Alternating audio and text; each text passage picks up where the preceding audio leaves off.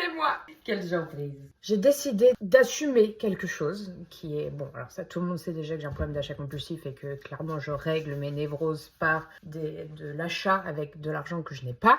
J'ai une passion, je pense, qui est très liée à ma génération, des gens nés au début des années 90, où on est une génération un peu bizarre. J'ai l'impression que je ne serai jamais adulte. Je suis adulte, j'en ai conscience, hein, puisque j'ai de l'arthrose. Mais...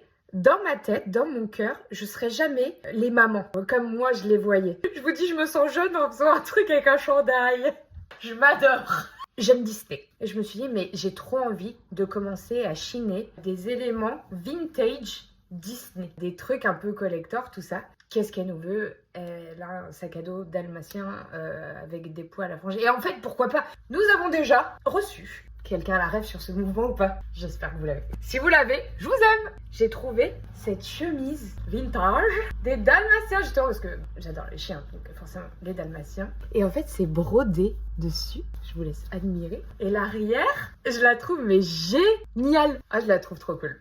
Et ça, typiquement, c'est typiquement le genre de pièce que j'adore, qui est facilement portable, enfin je trouve. Mon baromètre, il est pas forcément le même que le vôtre. Ça, moi, je le porte 1000 fois. Chemise vintage dalmatienne. Ça, c'est numéro 1. Il y a un film dont on parle, je trouve trop peu, mais qui a vraiment bercé enfance, enfin mon enfance, ouais, j'ai oublié un mot carrément. Mon enfance, c'est Qui veut la peau de Roger Rabbit.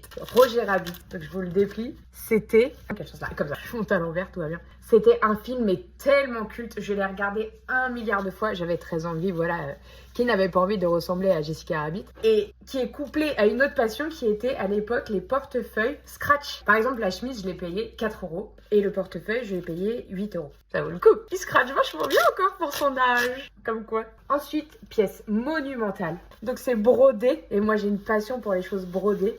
C'est magnifique. La couleur, l'état, enfin, elle est super, elle a été super bien entretenue.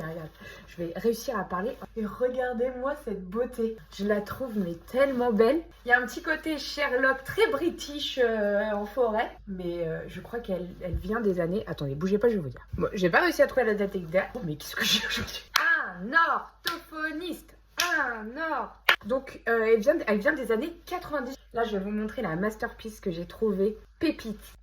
Ça, mais il est incroyable. Ce sac-là, qui va parfaitement avec cette veste, évidemment, mais c'est 8 fois 1000.